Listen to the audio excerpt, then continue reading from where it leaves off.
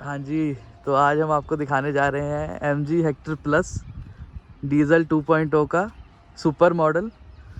तो ये बहुत ही यूनिक गाड़ी है, बहुत कम लोगों ने ली है और हो सकता है यूट्यूब पे ये फर्स्ट वीडियो हो। तो ऐसी कुछ इसकी की है, देख सकते हैं आप। की इसमें लॉक, अनलॉक और बूट ओपनिंग के लिए है।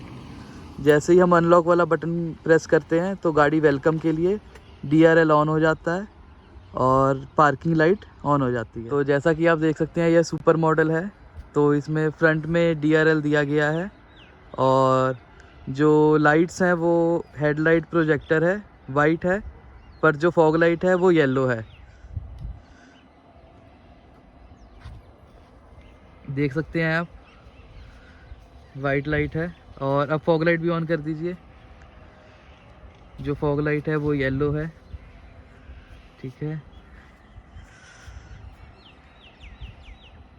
कुछ ऐसा दिखता है लुक इसका। और इसका हेडलाइट का जो थ्रो है वो बहुत अच्छा नहीं है, ठीक ठीक है। इसके बाद आ जाते हैं हम इसके साइड लुक पे।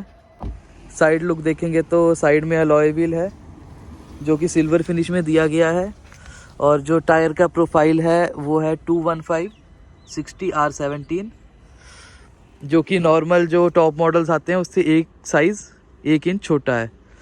बाकी साइड लुक देखेंगे तो इसके जो डोर्स हैं उस पर कोई क्रोम लाइनिंग नहीं है, रूफ रेल्स हैं, नीचे क्लैडिंग है। तो अब हम आ गए हैं इसके रियर में। इसका रियर लुक कुछ ऐसा है, देख सकते हैं आप। पार्किंग लाइट है और जो भी सेटअप है सारा LED है, बट इंडिकेटर्स हैं वो फ्लोटिंग नहीं है, स्टिल हैं। और ऊपर आप देख सकते हैं शार्क फिन एंटीना है। यहाँ भी नीचे क्लैडिंग है और 2 फेक साइलेंसर बने हुए हैं। जो एक्चुअल साइलेंसर है वो लेफ़्ट साइड में है, वो जैसा कि आप देख सकते हैं ये एक्चुअल साइलेंसर है। और एक इसका यूनिक फीचर है जो सिर्फ हेक्टर और हेक्टर प्लस में ही है, वो भी आपको दिखा देता हूँ।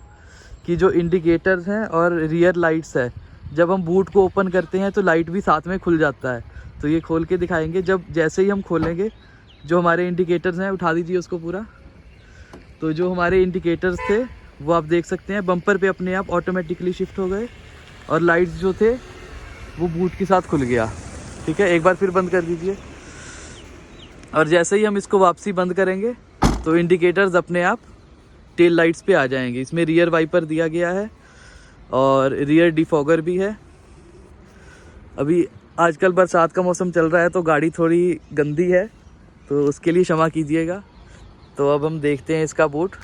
खोल दीजिए। तो अंदर से जो निकला, इसका जो बूट है वो ऑटोमेटिक नहीं है, मैनुअली ही ओपन और क्लोज़ करना पड़ता है।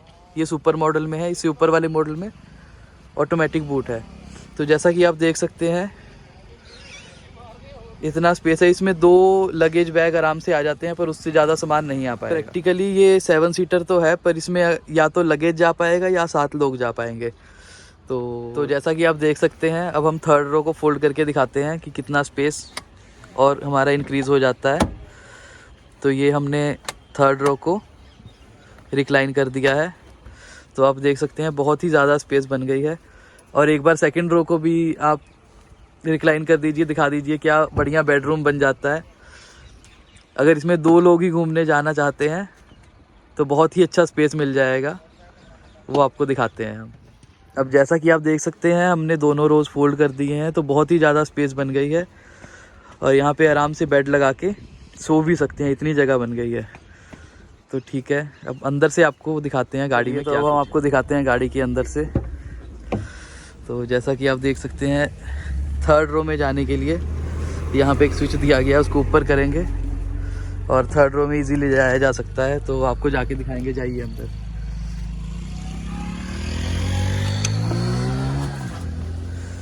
सीटिंग जो थर्ड रो में है वो बच्चों के लिए सफिशिएंट है, ज़्यादा बड़े लोग नहीं बैठ सकते हैं। जैसा कि आप देख सकते हैं कि ये गया सीट अभी आगे नॉर्मल है, पर लेग्स जो है वो टच हो रहे हैं और हेड स्पेस जो हेड रूम है वो है अभी, ठीक है। और थर्ड रो में जैसा कि हम देखेंगे तो AC कंट्रोल्स दिए गए हैं। तो थर्ड रो वाले जो सिटिंग पैसेंजर्स होंगे वो अपने एसी को कंट्रोल कर सकते हैं। दोनों साइड में एसी वेंट्स दिए गए हैं और एक चार्जिंग पोर्ट दिया गया है। तो जैसा कि आप देख सकते हैं डोर ऑलमोस्ट 90 डिग्री ओपन हो जाता है। तो अब सेकंड रो में बैठ के दिखाएंगे आपको। तो जब सेकंड रो में बैठते हैं तो लेग रूम पूरा है, हेड रूम भी पूरा है, सेकंड रो में कोई दिक्कत नहीं है। और जो इसकी सीटिंग है, सीटिंग पोजीशन को आप चेंज कर सकते हैं, फॉरवर्ड, बैकवर्ड और रिक्लाइन करके दिखा दीजिए। ये रिक्लाइन है, ये सीधा हो गया, ये रिक्लाइन हो गया। और जो सीट है उसको भी फॉरवर्ड, बैकवर्ड आप जितना करना चाहें अपने हिसाब से कर सकते हैं। तो सेकंड रो बहुत ही ज़्यादा कंफर्टेबल है। तो अब चलते हैं हम ड्राइविंग सीट पर और देखते हैं फ्रंट में क्या कुछ है। जैसा कि हम इसकी की को देख सकते हैं, नॉर्मल फ्लिप की है, कोई पुश बटन स्टार्ट नहीं है। तो लॉक, अनलॉक और अगर लॉन्ग प्रेस करेंगे तो बूट ओपन हो जाएगा। और जब अनलॉक वाले को लॉन्ग प्रेस करेंगे तो चारों विंडोज़ ऑटोमेटिकली डाउन हो जाएंगे। डाउन तो ज़रूर हो जाते हैं पर इन विंडोज़ को अप करने के लिए कोई ऑप्शन नहीं दिया गया, उसके लिए हमें की लगानी पड़ेगी। तो चलिए अब हम गाड़ी के अंदर चलते हैं। तो सबसे पहले आपको ड्राइविंग सीट दिखा देते हैं। जो ड्राइविंग सीट है वो 6 वे एडजस्टेबल है। इसको फॉरवर्ड, बैकवर्ड कर सकते हैं और रिक्लाइन कर सकते हैं। और जो सीट की हाइट एडजस्टमेंट है वो कर सकते हैं इससे, ऊपर या नीचे। क्या उसके बाद हमें दिया गया है, डोर पे आ जाते हैं। तो डोर पे हमें पावर विंडो के स्विच मिलेंगे जिसमें चारों पावर विंडो है। और जो ड्राइवर साइड विंडो है वो ऑटो डाउन है, सिर्फ ऑटो अप का फीचर नहीं मिलेगा। लॉक अनलॉक के बटन्स मिलेंगे और जो ग्लास है, ऑल ग्लास, उसको लॉक करने के लिए स्विच मिलेगा। तो जैसा कि आपको पता है ये की स्टार्ट है, तो हम की लगाएंगे सबसे पहले। और इंस्ट्रूमेंट क्लस्टर इसका देख सकते हैं आप, ये हमने की को ऑन किया, एमजी ने हमें वेलकम किया। और ये आप देख ही सकते हैं बड़ा टैब जो इसका यूनिक फीचर है, यहाँ पे भी वेलकम का साइन आएगा।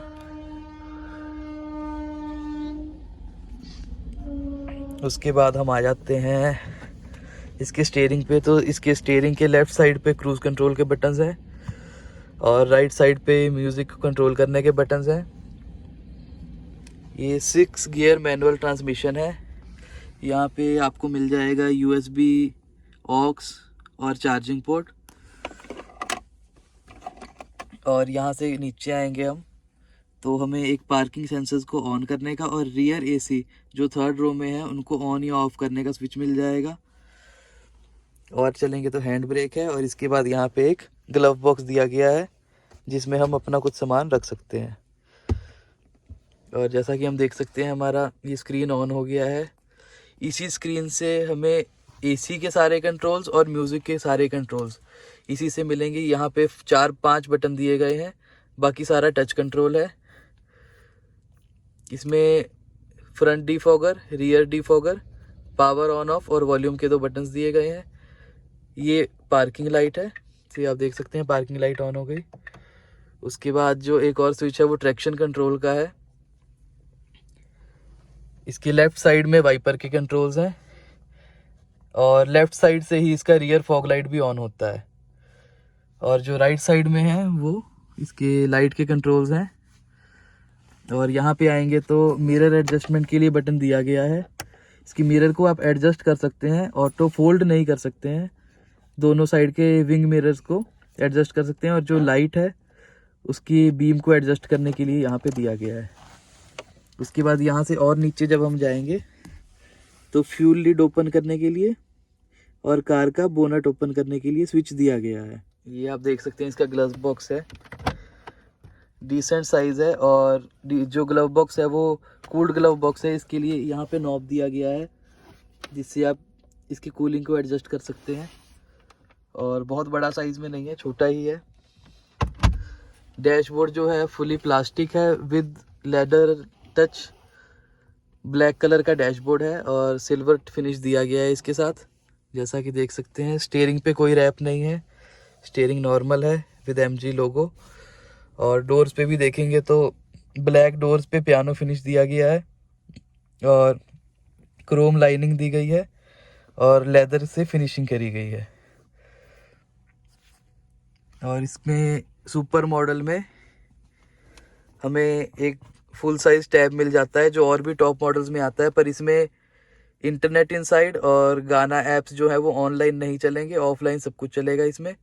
इसमें हमें टॉम का मैप भी मिलता है, जिसको अब कंपनी वालों ने मैप माई इंडिया में कन्वर्ट कर दिया है, तो उसके अपग्रेडेशन के लिए चार्जेस लगते हैं, पर अपग्रेड हो जाता है। इसमें 4 स्पीकर्स दिए गए हैं और 2 ट्विटर्स दिए गए हैं या नहीं ये कंफर्म नहीं है।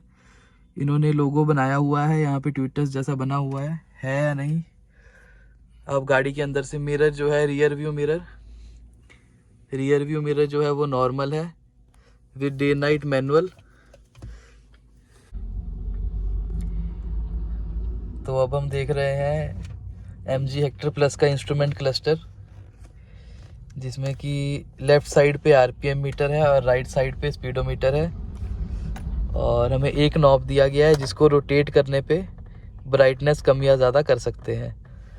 उसके बाद जब इसको प्रेस करेंगे तो स्टार्टिंग से दिखाता हूँ। सबसे फर्स्ट नंबर पे आएगा स्पीडोमीटर, डिजिटल स्पीडोमीटर और सिंगल ट्रिप मीटर है इसमें। और थर्ड लाइन में ओडोमीटर है। सबसे टॉप पे फ्यूल मीटर है और सबसे बॉटम पे टेम्परेचर मीटर है। उसके बाद हम प्रेस करेंगे तो एवरेज फ्यूल इकोनॉमी आ रही है, जो कि अभी फ़िलहाल 13.3 शो कर रहा है। उसके बाद इंस्टेंट आता है, इंस्टेंट फ्यूल इकोनॉमी, जो आपकी गाड़ी चलने पे ये कम या ज़्यादा फ्लक्चुएट होती रहती है। उसके बाद ये रेंज दिखा रहा है कि गाड़ी कितनी चलेगी, और फिर से हम उसी पे आ गए किलोमीटर पे। तो चलिए अब हम गाड़ी को स्टार्ट करके दिखाते हैं। तो ये मैंने सेल्फ मारा और गाड़ी हो गई स्टार्ट। गाड़ी के अंदर गाड़ी की साउंड है बट बहुत ही कम है, मिनिमल है, बोल सकते हैं बहुत ज़्यादा नहीं है। जैसे ही हमने रिवर्स गियर डाला, रिवर्स कैमरा आ गया। इसमें 360 कैमरा नहीं मिलेगा, रिवर्स कैमरा आ गया with front parking sensor and rear parking sensor. Parking sensor इसमें दोनों है, फ्रंट भी है और रियर भी है। तो चलिए हम चलते हैं, अब थोड़ी आपको ड्राइव दिखा देते हैं।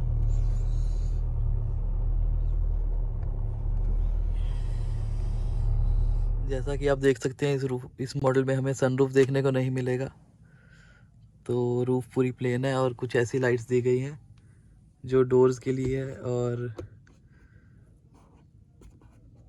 ये देख सकते हैं आप, नॉर्मल येलो हेलोजन बल्ब्स हैं जो कि बहुत ही घटिया लगते हैं। तो बात कर ली जाए गाड़ी के ड्राइव की। इसमें 2 लीटर का डीजल इंजन है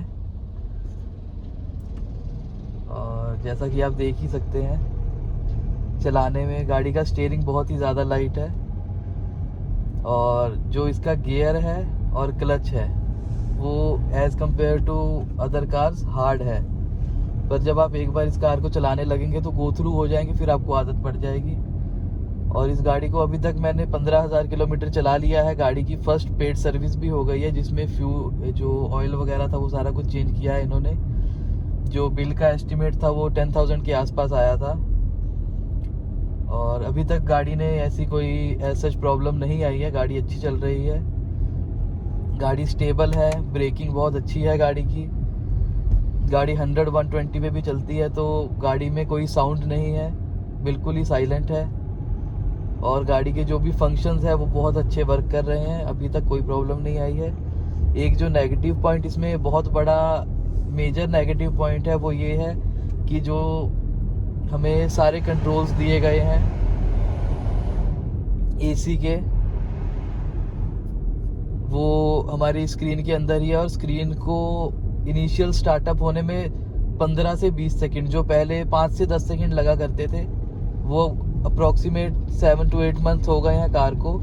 तो अब जो टाइम है वो 15 to 20 सेकंड्स लगते हैं गाड़ी के स्क्रीन को बूटअप होने में, स्टार्टअप होने में। उसके बाद ही हम कोई कंट्रोल, वॉल्यूम कंट्रोल या म्यूज़िक चेंज, एसी का कोई कंट्रोल उसे यूज़ कर सकते हैं। जब तक स्क्रीन नहीं चलेगी, या अगर बाई चांस इन फ्यूचर कभी स्क्रीन डेड हो जाती है तो हम इसके एसी को भी कंट्रोल नहीं कर पाएंगे।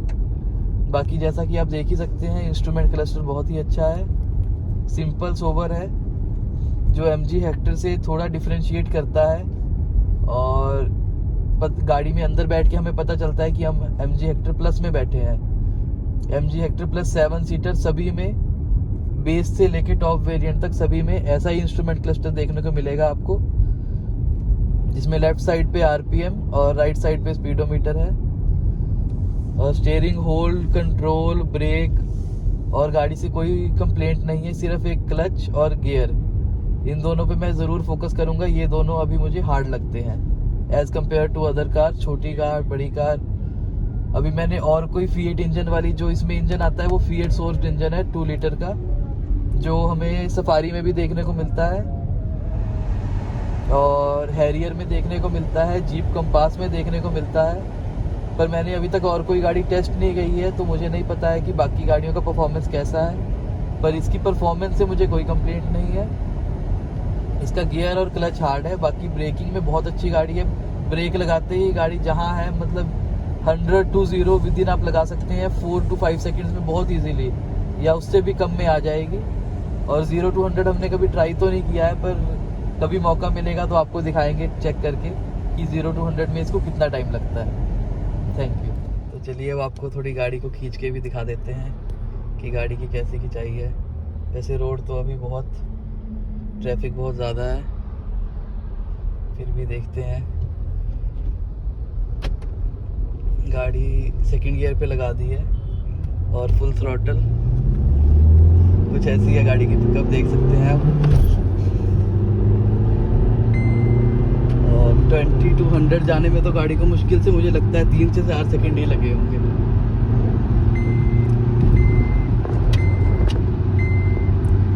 कंट्रोल, ब्रेकिंग, सब कुछ आप देख सकते हैं।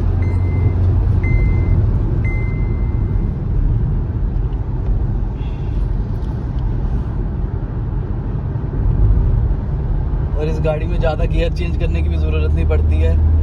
अगर 1500 आरपीएम पे भी है तो भी गाड़ी बहुत आराम से पिक कर लेती है।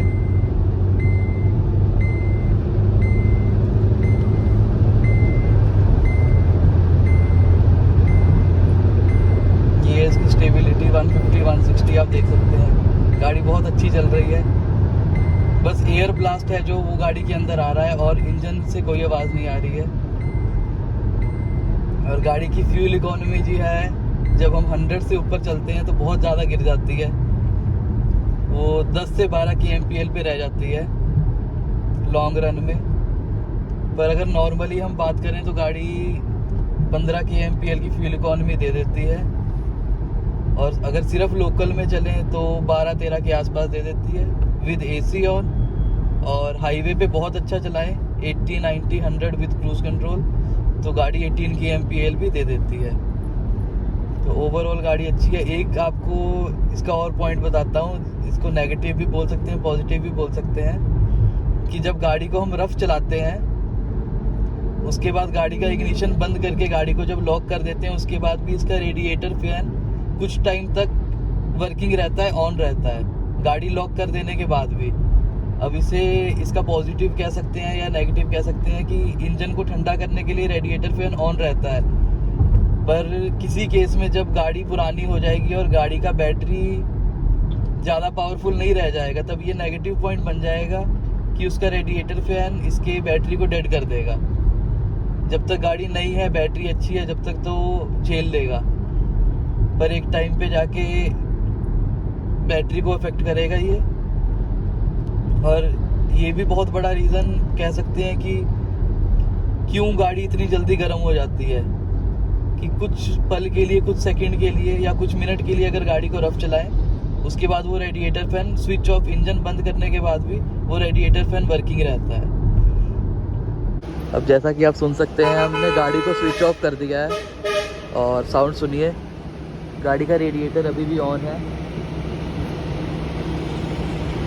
और ये कुछ टाइम ऐसा ही चलेगा और उसके बाद ऑटोमेटिकली स्विच ऑफ हो जाएगा, जबकि गाड़ी का इंजन हमारा अभी स्विच ऑफ है।